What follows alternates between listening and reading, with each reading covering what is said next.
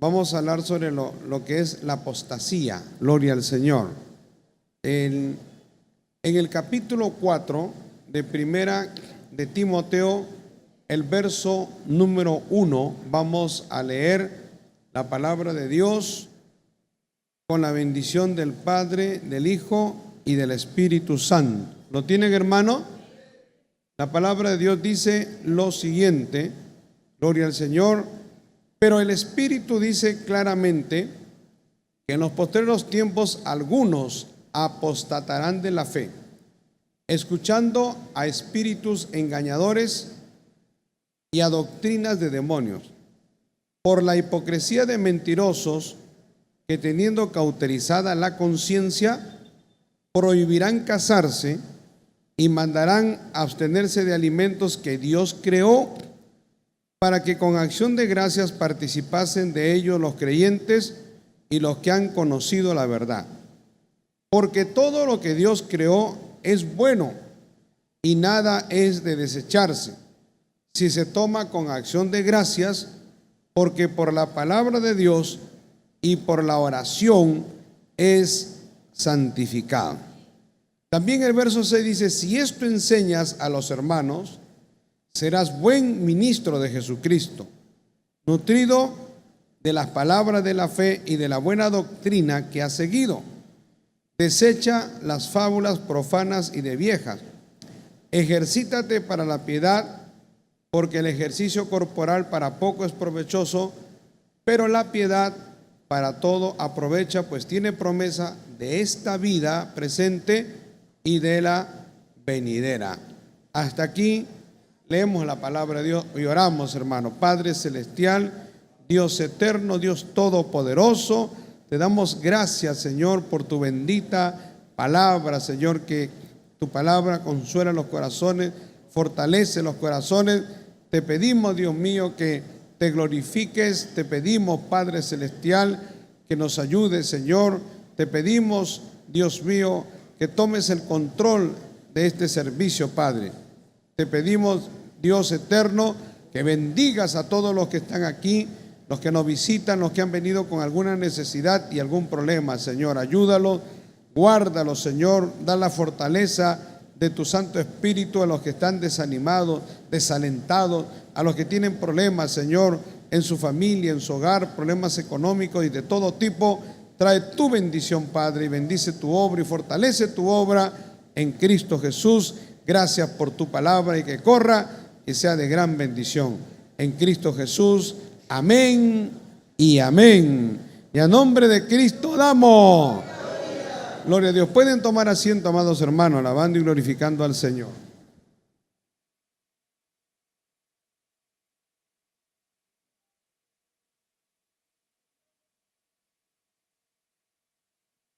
Estamos hablando en esta noche acerca de la apostasía.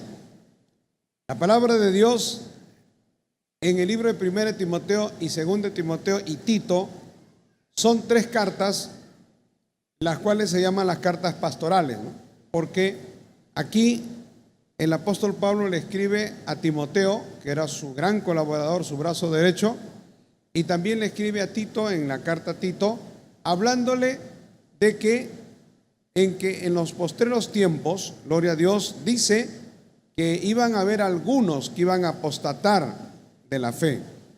Cuando nosotros hablamos de la apostasía, gloria a Dios, la apostasía es una forma, es una opinión, es una doctrina que va contra la palabra de Dios. Pero las personas que cometen apostasía son aquellas personas que en alguna vez estuvieron en la verdad, amaron la verdad, siguieron la verdad, predicaron la verdad, pero que luego cambian y enseñan todo lo contrario. Antes creían, por ejemplo, en la divinidad de Cristo, ahora ya no.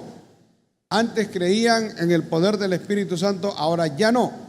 Entonces, esas personas que en los postreros tiempos van a escuchar, porque el apóstol Pablo dice que eso se va a dar porque esas personas que a veces están en la iglesia, el diablo los va a engañar.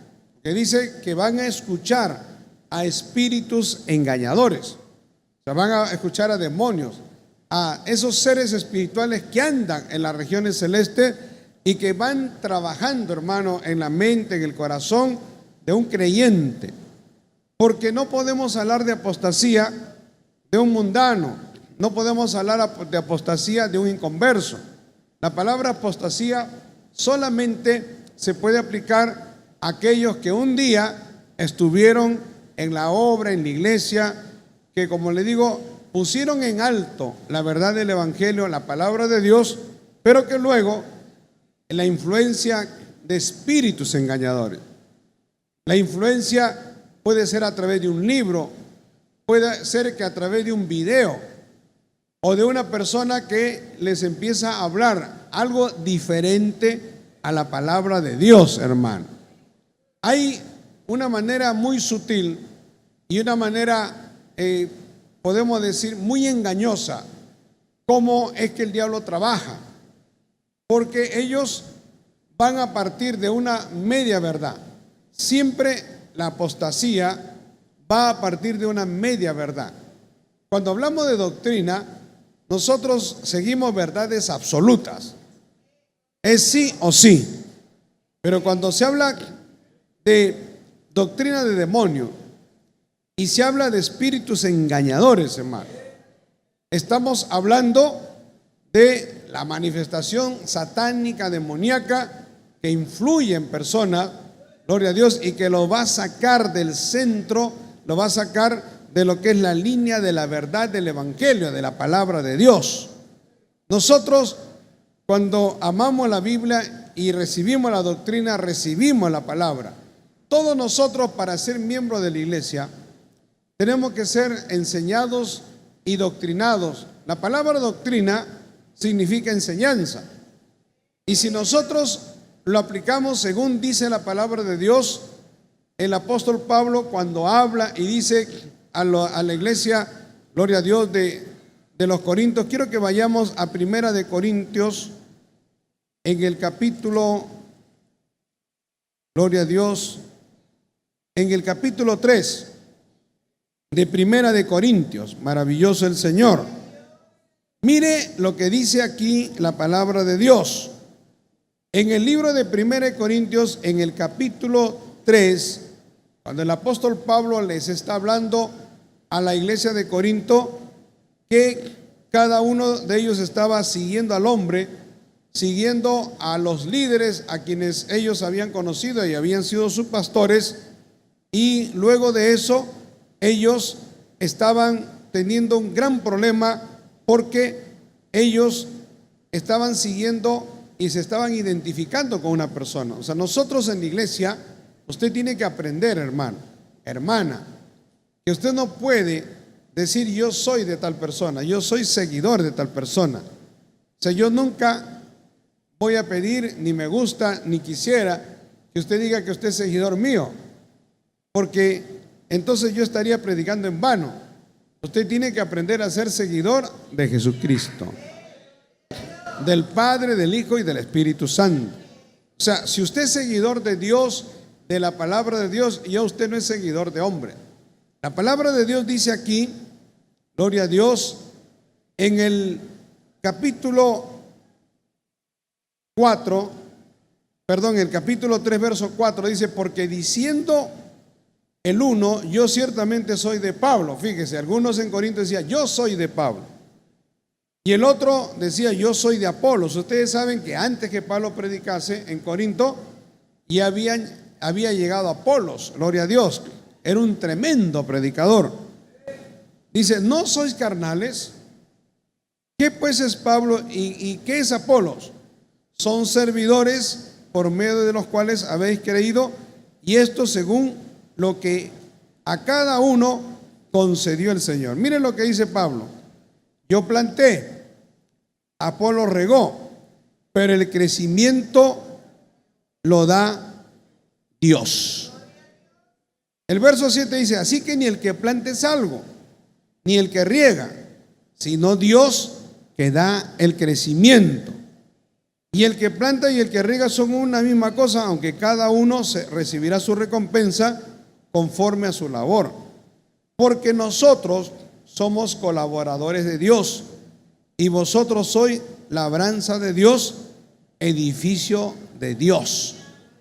Y luego también el apóstol llega a decir, ¿no?, que nosotros estamos, primero dice cimentados, primero estamos sobre la roca, que es Cristo. O sea, para que nosotros podamos tener vida espiritual, para que nosotros podamos ser llamados cristianos, él está comparando con una edificación. En una edificación, en esos tiempos usaban las rocas grandes.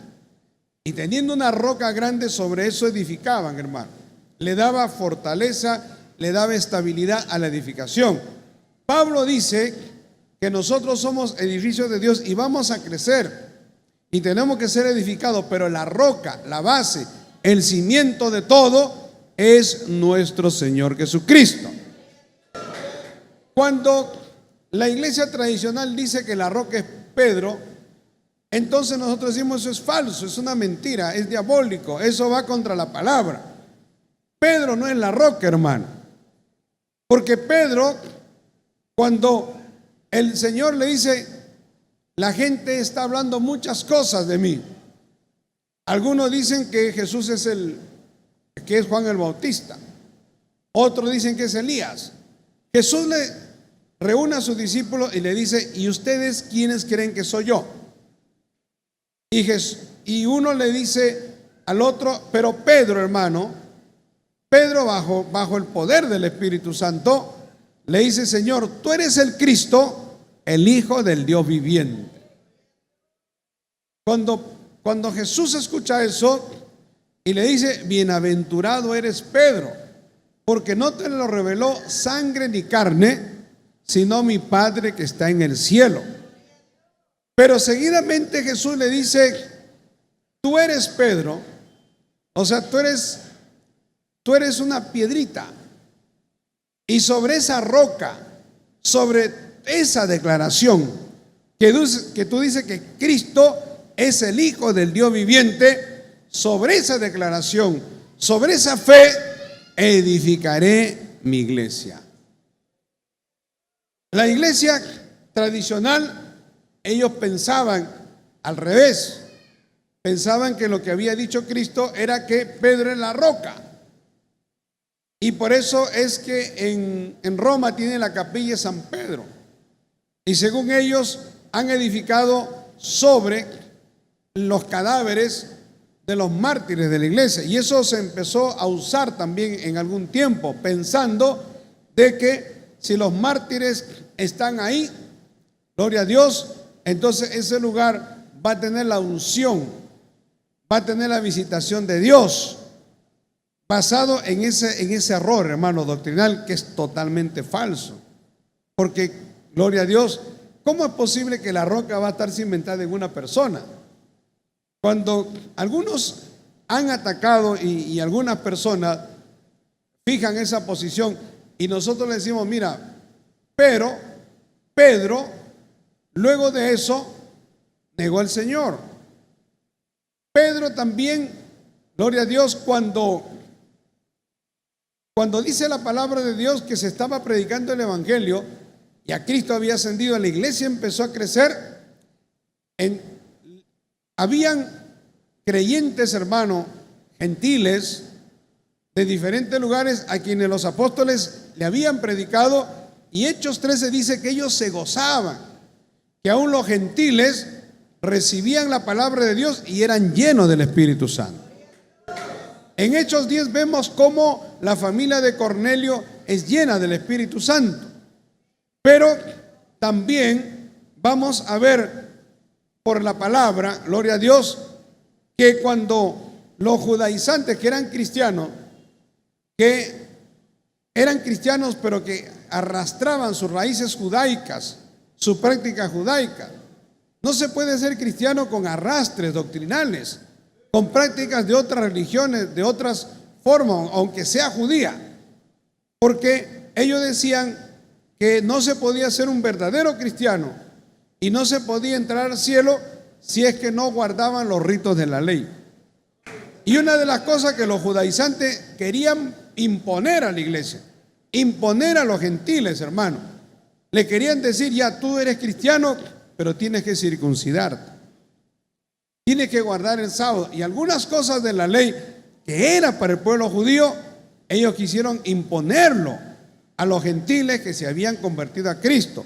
Eso afectó mucho a la iglesia, porque el mismo apóstol Pedro, siendo un gran hombre de Dios, dice la palabra que cayó en esa actitud hipócrita, porque cuando él estaba con los gentiles, él estaba contento y compartía con ellos.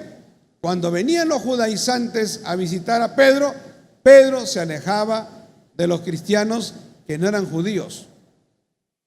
Y eso molestó a Pablo, porque ellos se dieron cuenta y le dijeron: ¿cómo es posible que Pedro, cuando vienen los judaizantes, nos deje de lado y ni siquiera quiera juntarse con nosotros? Y la Biblia dice que Pablo tuvo que reprenderlo, hermano. Reprenderlo significa es amonestarlo, llamarle la atención y decirle prácticamente lo que Pablo le dijo a Pedro: eres un hipócrita, no puedes tener dos caras. Tú, cuando vienen los judíos, los judaizantes, tú te alejas de los cristianos que no son judíos, y eso los está afectando, y eso está mal. Bendito sea el Señor. Pablo dice: porque era de reprender. Entonces, si Pedro fuese la roca, si Pedro fuese la base, nuestra base sería, hermano, endeble. Nuestro cimiento sería totalmente vulnerable, frágil. Pero cuando dice la palabra de Dios sobre esa roca, sobre esa declaración de que Jesús es el Cristo, el Hijo del Dios viviente, sobre eso se edifica la iglesia. Ahora, Pablo usa esa figura y dice que nosotros como creyentes somos piedras vivas, y lo dice también Pedro más adelante. Dice: edificados primero sobre la roca que es Cristo, luego los apóstoles y los profetas, que es los escritos de los apóstoles y de los profetas del Antiguo Testamento, o sea, la palabra de Dios. Así es como funciona, hermano. Nosotros recibimos la salvación del alma, aceptamos a Cristo, somos cristianos, y luego viene la enseñanza de la palabra de Dios. Eso va haciendo y va formando en nosotros un cimiento, columna, gloria a Dios, un fundamento poderoso sobre las verdades del evangelio, la palabra, la enseñanza, el estudio de la palabra, las prédicas que usted escucha, y todo eso va sumando de tal manera que somos un edificio sólido, cimentado en verdades, hermano. Por eso, gloria a Dios, cuando la Biblia dice que algunos apostatarán de la fe escuchando a espíritus engañadores, ¿no? Gloria a Dios, la palabra de Dios es bien clara, hermano. Maravilloso el Señor. Entonces, ¿por qué se debilita un creyente? ¿Y por qué un creyente que está fiel a Dios y que está bien cimentado en la roca puede caer en el engaño del diablo? Yo le digo, hermano, si usted es fiel a Dios, si usted ama la palabra y se mantiene en la comunión con Dios, el diablo nunca lo va a engañar. Porque Cristo dijo, cuando habló del Espíritu Santo, y hablábamos el domingo de la obra del Espíritu Santo, Cristo dijo que el Espíritu Santo nos iba a guiar a toda la verdad. Cuando el Espíritu Santo nos guía a toda la verdad, el Espíritu Santo nos advierte y el Espíritu Santo nos da testimonio si estamos en algún lugar y en ese lugar no hay una sana doctrina. O sea, hay doctrina de demonios, bendito sea el Señor, en otras palabras. Porque usted está y conoce la palabra de Dios, y la palabra dice: y conoceréis la verdad y la verdad os libertará. Si usted conoce la palabra, entonces usted no va a ser engañado, hermano. Dios no lo va a permitir. El Espíritu Santo, cuando se agrada de un hombre y de una mujer, de eso también lo cubre. Hay personas, el otro día hablaba con el pastor Armando, gloria a Dios, de grandes ministerios que se forjaron en el año 1950. Por ejemplo, en el año 1950 estaba T.L. Osborne, que fue un predicador que fue muy usado, hermano, en Centroamérica y aún en Sudamérica. Y Parham, habían como 4 predicadores americanos, pero llenos de la gloria de Dios, que Dios los usó, pero poderosamente. En ese grupo estaba otro predicador. Estaba también estaba William Marion Branham, el que fundó la corriente de los solo Jesús. Pero había un predicador, Lindsay, que era como el mentor, como el que lo aconsejaba a William Marion Branham. Era una época de avivamiento, ¿no? Una época en que ellos llegaban, llenaban estadios, hermano, y donde llegaban esos hombres de Dios era una manifestación pero muy poderosa del Espíritu Santo. El hermano Ortiz, el fundador del movimiento, fue traductor de varios de ellos. El asunto es que William Marion Branham, siendo un tremendo predicador de la sana doctrina, porque era bautista, predicaba la palabra de Dios, pero William Marion Branham, él empezó a desviarse de la fe. Él escuchó doctrina de demonios. ¿Cómo es posible que un hombre de Dios pueda llegar a eso? Yo no he conocido a William Marion Branham, he leído algo de él, pero por lo que yo puedo percibir de las personas que son seguidoras de William Marion Branham y por las declaraciones de este hombre que se autotituló el séptimo ángel del Apocalipsis, y yo veo que ese hombre llegó a tener un gran orgullo espiritual.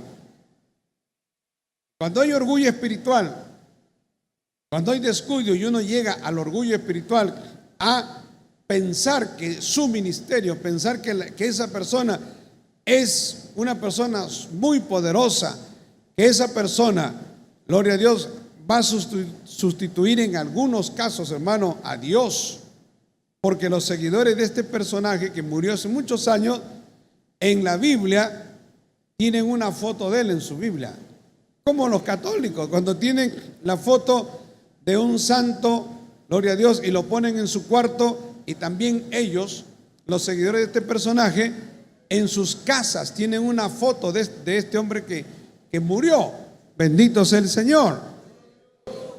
Y él empezó luego a interpretar la Biblia, pero de una manera totalmente errada, ¿no? Por ejemplo, una de las cosas que él enseñaba es dentro de la doctrina solo Jesús, porque ustedes deben conocer que la doctrina solo Jesús es una doctrina que enseña de que no existe el Padre ni existe el Espíritu Santo, o sea, es solo Jesús. El otro extremo es el de los testigos de Jehová.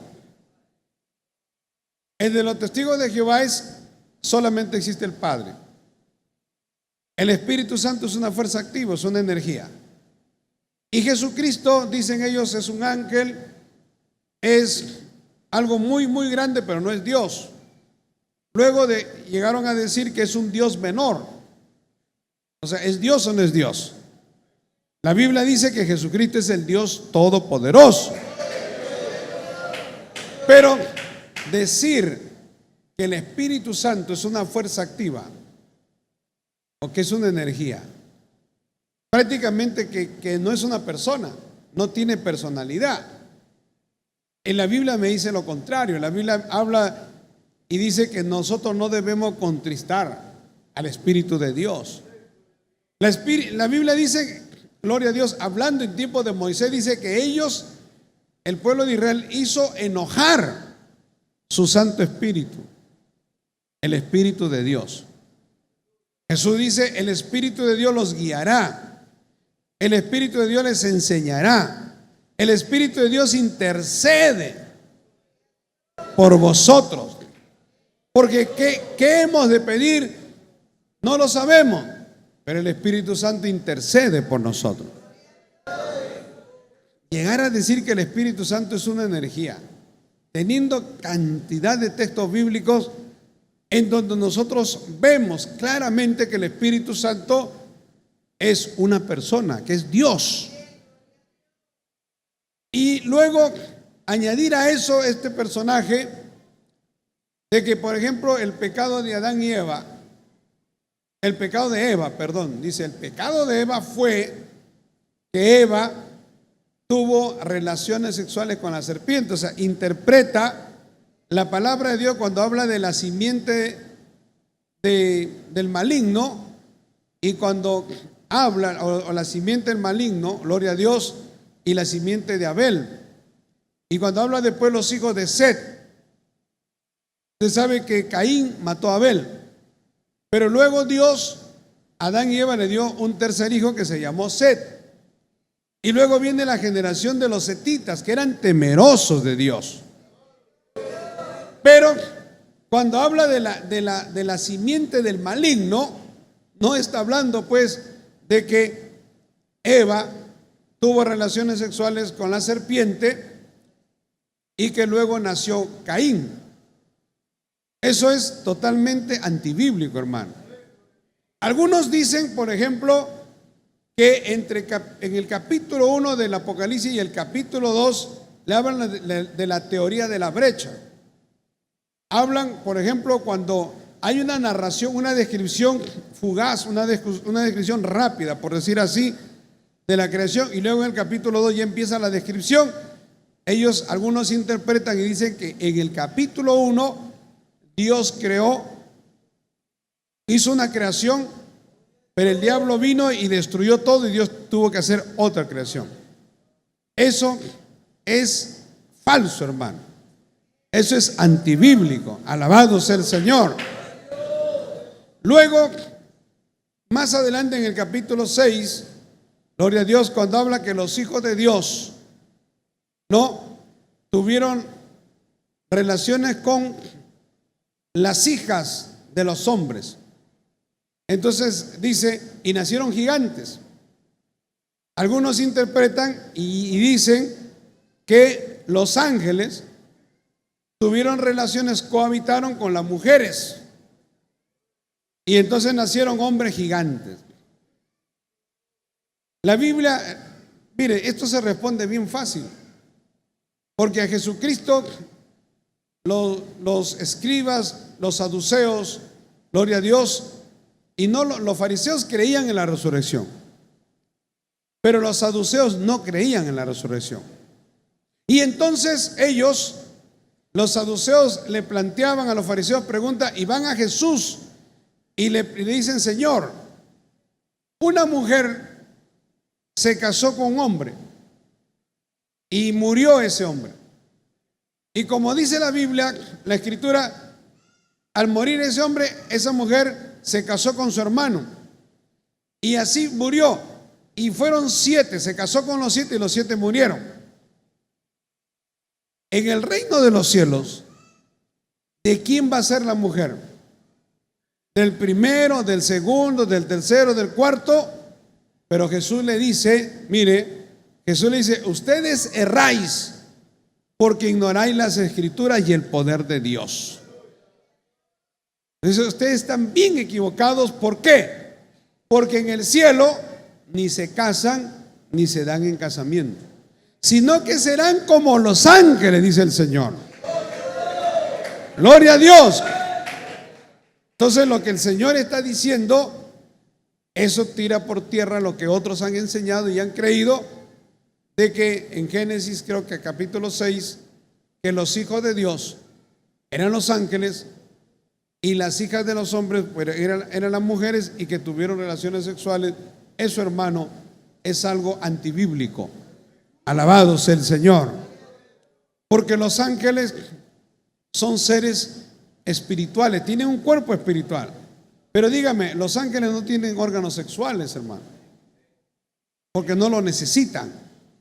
Nosotros somos seres humanos hechos por Dios, Y el Señor, cuando creó a Adán y Eva y le dijo: señoread y multiplicaos, le dijo. O sea, hay un propósito por el cual Dios nos ha hecho al hombre y la mujer diferente, para que luego nos unamos, gloria a Dios, en matrimonio, y nos unamos el uno a la otra, y cada uno toma a su esposa y la esposa al esposo para la multiplicación. Pero si yo voy a enseñar que los ángeles pueden tener relaciones sexuales con la persona, voy a caer y todavía tener hijos. Hermano, en el satanismo, en la obra diabólica, hay una práctica que se llama el incubo. ¿Cuál es el incubo?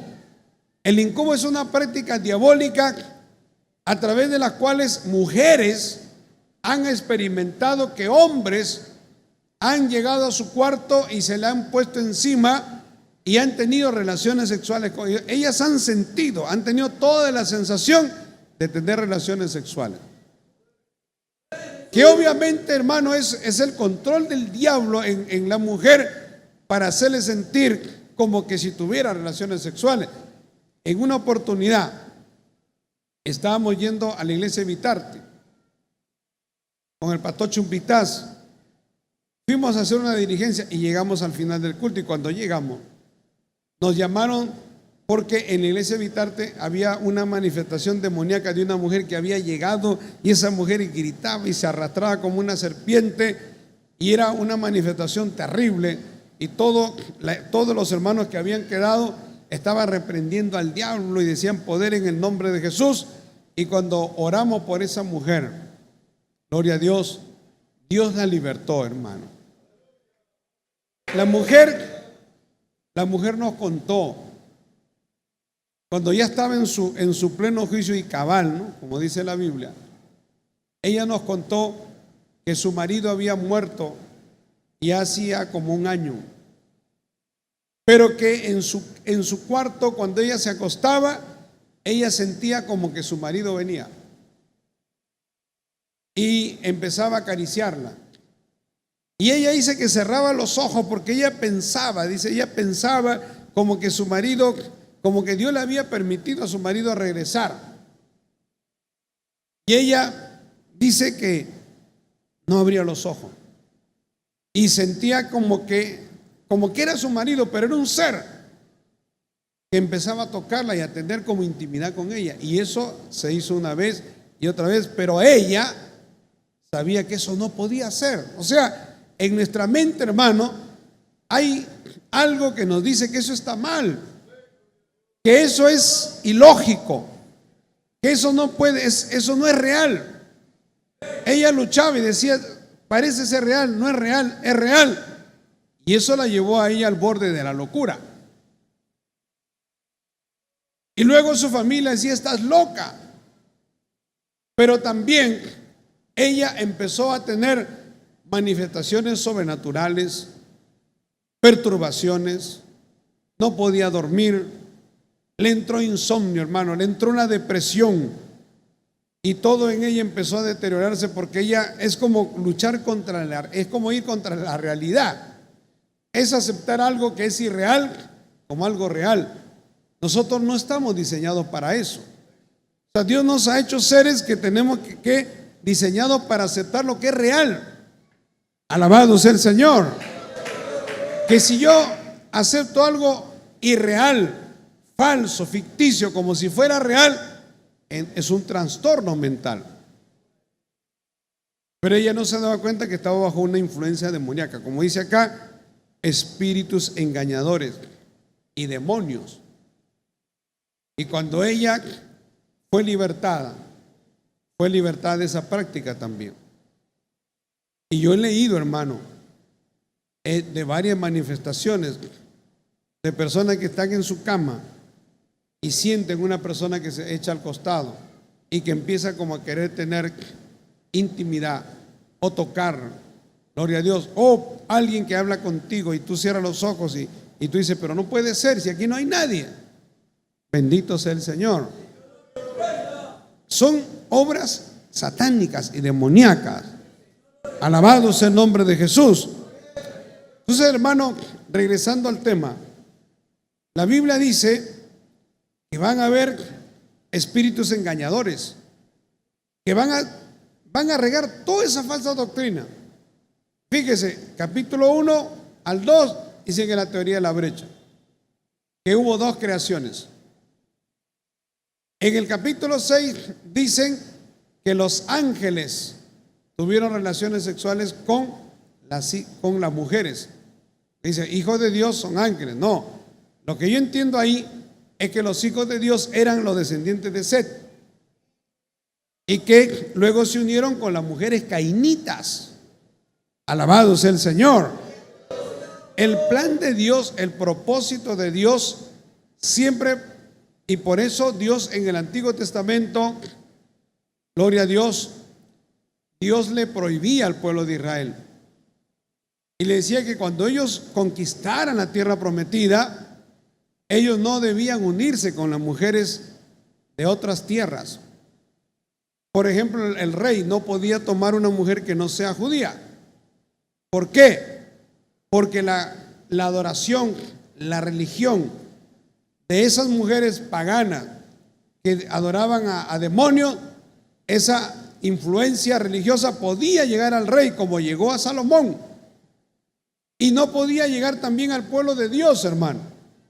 Dios se desagradó cuando los hijos del pueblo de Israel empezaron a tomar mujeres, gloria a Dios, que eran amalecitas, que eran mujeres amonitas, moabitas, que tenían sus formas, que no adoraban al Dios verdadero, adoraban otros dioses. Y una de las cosas que logró Balaán, que fue un profeta de Dios, pero que se torció por dinero, cuando no logró que el pueblo de Dios maldijera al pueblo de Israel, porque Balac, que era, gloria a Dios, de los amonitas y moabitas, lo quiso contratar para que él trajera maldición. En Números capítulo 23, 24, vamos a leerlo. Dios bendijo a su pueblo porque su pueblo era bendito. Pero Balaán, como un instrumento del diablo, le orientó a Balac y le dijo, mira, la única manera que ellos sean malditos es pon a tus jovencitas, a las más bonitas, coquetas, sensuales, y que ellas provoquen a los jóvenes de Israel. Y la Biblia dice que fue así. Fue el consejo de Balaam, hermano. Y las mujeres empezaron a provocar a los jóvenes. Cuando ya los jóvenes mordieron el anzuelo, cayeron en la trampa del diablo. Las mujeres primero le dijeron, vamos a adorar a nuestros dioses. ¿Quieres estar conmigo? Tienes que adorar a nuestros dioses. Y le hacen hacer que ellos coman comida sacrificada a dioses, rinden culto a sus dioses y luego fornican. Y eso trajo la ira de Dios. Alabado sea el nombre de Jesús. Todas esas doctrinas, hermano, que van contra la palabra, que así como William Marion Branham empezó a enseñar y a él a titularse, ¿no?, el séptimo ángel del Apocalipsis, y enseñar todas esas inmundicias, todas esas cosas totalmente contrarias a la palabra de Dios, son doctrinas de demonios. O sea, no vienen de Dios, vienen del infierno. Es para perturbar, es para desviar, es para afectar a la iglesia. Gracias a Dios la iglesia está cimentada en la verdad, en la doctrina, en la palabra de Dios. Cuando la iglesia está cimentada en la palabra, el diablo no puede, hermano. Gloria a Dios. Es la responsabilidad también de los pastores enseñar la palabra de Dios.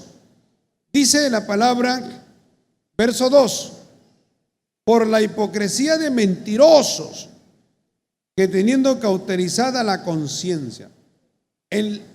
La palabra, hermano, el apóstol Pablo, guiado por el Espíritu Santo, lo llama a estos mentirosos, dice, que tienen cauterizada la conciencia. Eso es una expresión muy dura.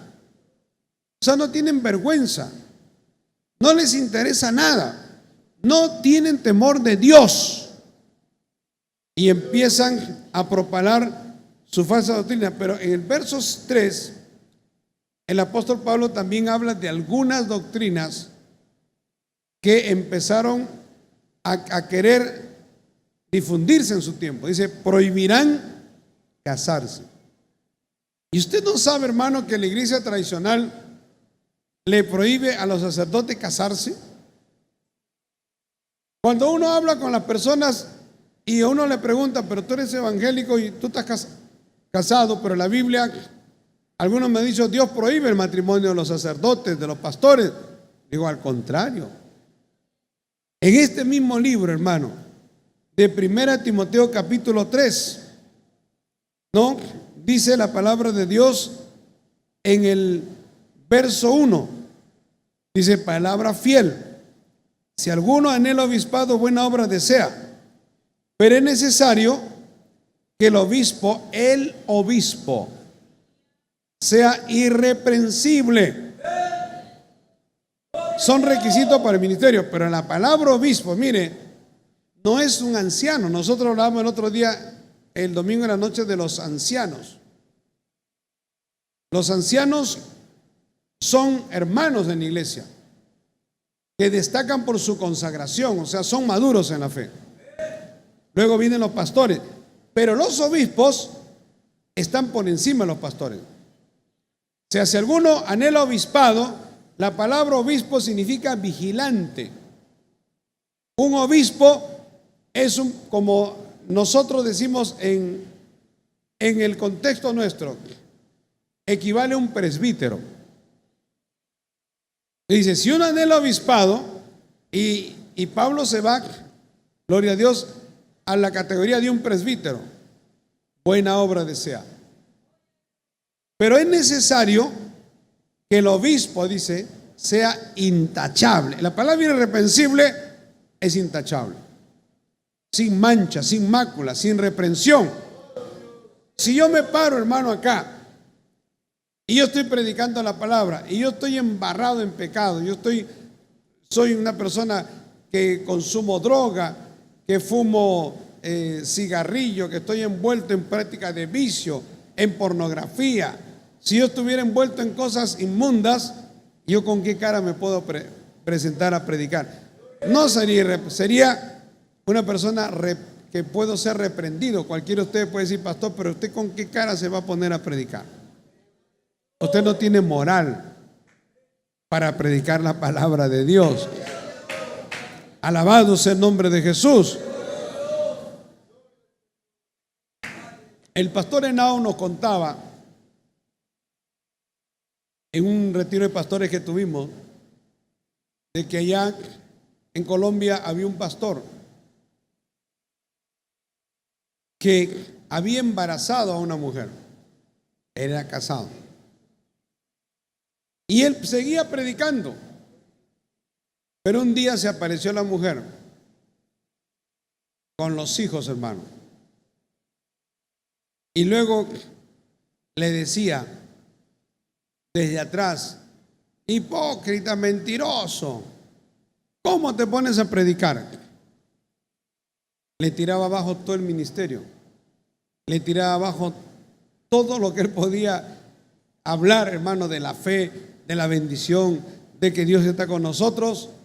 Todo lo que yo pueda hablar, todo lo que podemos hablar que edifica la iglesia, se vendría abajo. Que una persona cuestione a un pastor, claro, con cosas verdaderas y ciertas, tira abajo, hermano, el testimonio. El hombre de Dios tiene que ser irreprensible. Pero en cuanto a lo que hemos visto en el capítulo 4 de 1 Timoteo, dice marido de una sola mujer. O sea, ¿qué es lo que dice la Biblia? La Biblia dice, hermano, que el obispo tiene que ser casado. Gloria a Dios, ¿no? Pero dice la palabra de Dios en el capítulo 4, verso 3, prohibirán casarse.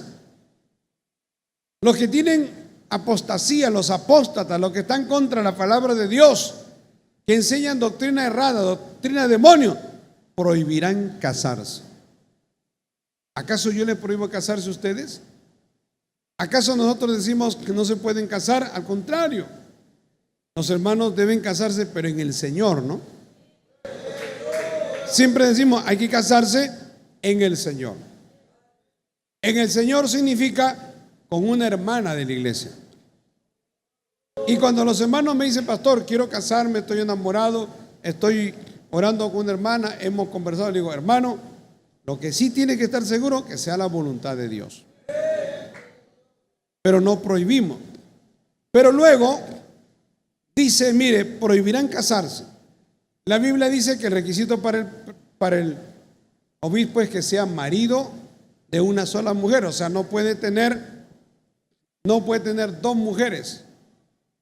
Ahora, en realidad la interpretación es que no puede ser recasado.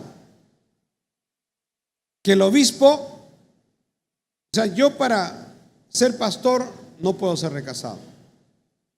Ni tampoco mi esposa, o casarme con una mujer que es recasada. O sea, que tuvo su matrimonio, se divorció y se casó conmigo. Eso no es el caso de mi esposa, ni el caso mío. Yo nunca me casé. Es la única, gloria a Dios, mujer con la que me casé, mi esposa, igualmente mi esposa. Pero en algunos casos hay personas que por diversas situaciones, que por la vida de pecado que llegaron, que no le fue bien el matrimonio, que hubo situaciones, se casaron, hermano, y luego se separaron, a veces porque la mujer lo dejó, ¿no? O una hermana se separó porque el hombre la dejó, y luego se divorcian, o viven con otra persona y luego se divorcian y se casan. ¿Puede ser miembro de la iglesia? Sí, puede ser miembro de la iglesia. Puede ayudarnos en muchas cosas de la iglesia, hermano. Repartir folletos en las calles, no testificar, pero no puede ser pastor. No puede ser ministro del evangelio. Que la Biblia dice que tiene que ser marido de una sola mujer. Alabado sea el Señor. Luego dice la palabra de Dios, hermano, en capítulo 4, verso 3, dice, prohibirán casarse, una doctrina errónea, que es antibíblica. Y luego dice, y mandarán a abstenerse de alimentos que Dios creó, para que con acción de gracia participasen de ellos los creyentes y los que han conocido la verdad. ¿Por qué lo dice, hermano? Yo creo que lo dice porque los judaizantes decían que era una doctrina que iba contra la palabra de Dios. Porque los judaizantes, para ellos comer cerdo, comer pato, hay un montón de animales que ellos consideraban inmundos, pero que en el Nuevo Testamento no son inmundos. En el Nuevo Testamento dice, prohibirán abstenerse de alimentos que Dios creó. Ahora, ustedes saben que lo único que nosotros no podemos comer es sangre, ¿no? Que lo dice el Antiguo Testamento y lo dice el Nuevo Testamento. El Concilio de Jerusalén en Hechos 15 lo dice bien claro, ¿no? Que esto hay que decirle a los gentiles, esto hay que decirle a la iglesia, para no añadirle muchas cargas, pero primero abstenerse de fornicación, de ahogado y de sangre. O sea, uno tiene que saber que no puede involucrarse en pecados sexuales. Y también ahogado es sangre que no cae, sino que es una sangre o es una carne con su sangre. Y de sangre, hermano. Eso sí, el creyente no debe comer sangre, porque la Biblia dice que la vida del animal está en su sangre.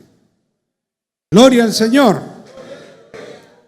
Que a la gente le gusta, que a usted le gustaba, bueno, a usted le gustaba, pero ahora ya no, porque lo dice la palabra de Dios.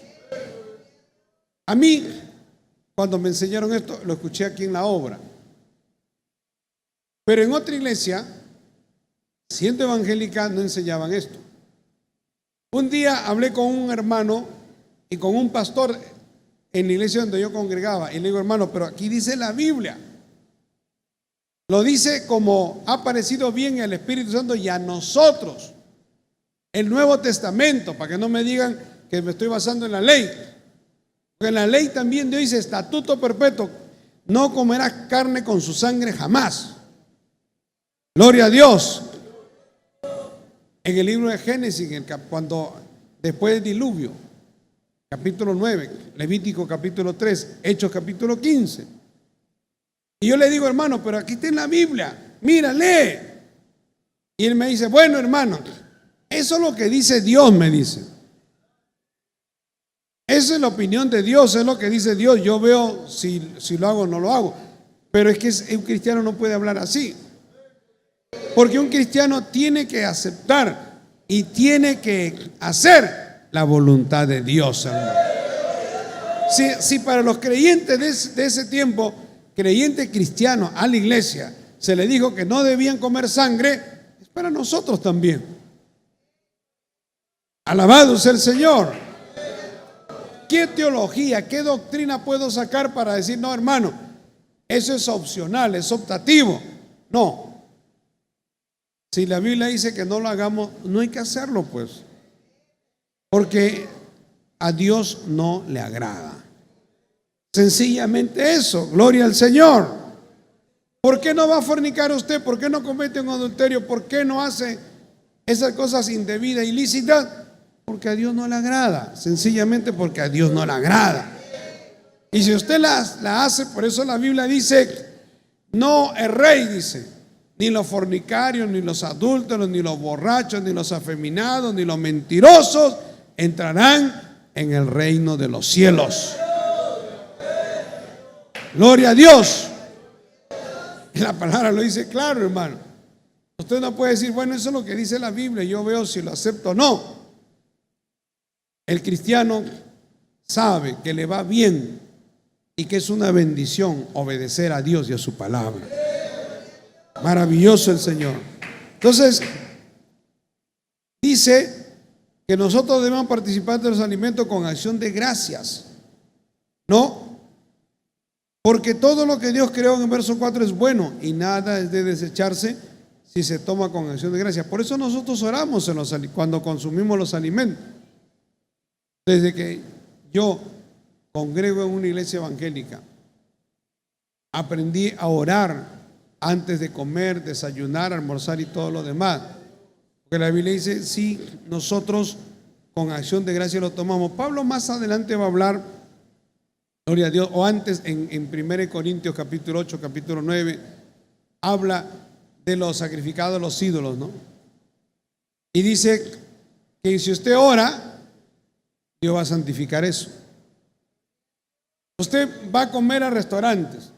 En Perú no hay tanto ese problema. Pero imagínense, yo estuve en la India, hermano. Estuve en Nepal. Ahí la idolatría, el paganismo, la adoración a esos dioses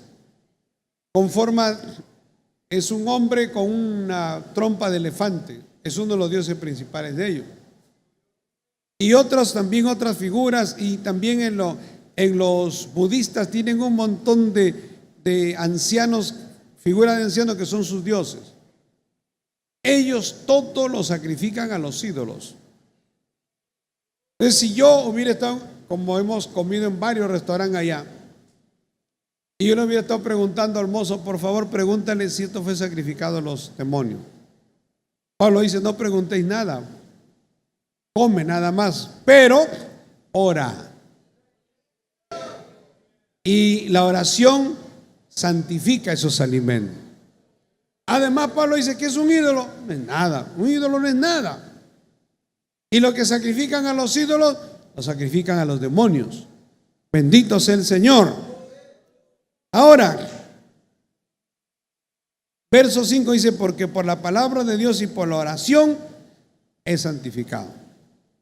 Si esto, verso 6, enseñas a los hermanos, serás buen ministro de Jesucristo, nutrido con la palabra de la fe y de la buena doctrina que has seguido. Esto es importante. Si nosotros enseñamos a los hermanos, usted enseña a los hermanos, usted enseña a los nuevos, yo enseño, usted también conoce a hermanos nuevos que recién llegan, vidas nuevas. y le enseña la palabra, usted más adelante será un buen ministro de Jesucristo. Gloria a Dios. Nutrido con la palabra de la fe y de la buena doctrina que has seguido. Eso le dice Pablo a Timoteo. Timoteo, tú eres un buen discípulo. Tú eres un buen ministro de Jesucristo. Enseña lo que has aprendido. Tú has sido nutrido con la palabra de la fe, la palabra de Dios y una buena doctrina. Alabado sea el Señor. Pero dice, desecha, verso 7, las fábulas profanas y de viejas. ¿Sabe lo que es una fábula? La fábula es un cuento, no es algo real. Alabado sea el Señor. La fábula es un argumento, es una figura en la literatura, es para enseñar, se usan las fábulas, ¿no? Nosotros todos conocemos la fábula del zorro y las uvas. Alabado sea el Señor. Entonces se llama una fábula porque un zorro no habla, pues no. Alabado sea el Señor.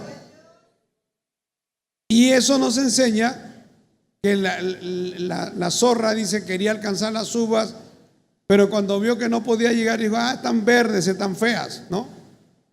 Eso habla de algunas actitudes nuestras, que cuando a veces no podemos hacer algo, no podemos llegar a algo, alguien logró destacar y nosotros no podemos, empezamos a criticarlo.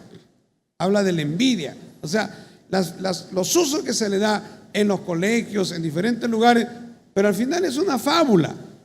Nosotros no podemos usar la fábula para predicar el evangelio, hermano. Las fábulas hay que desecharlas.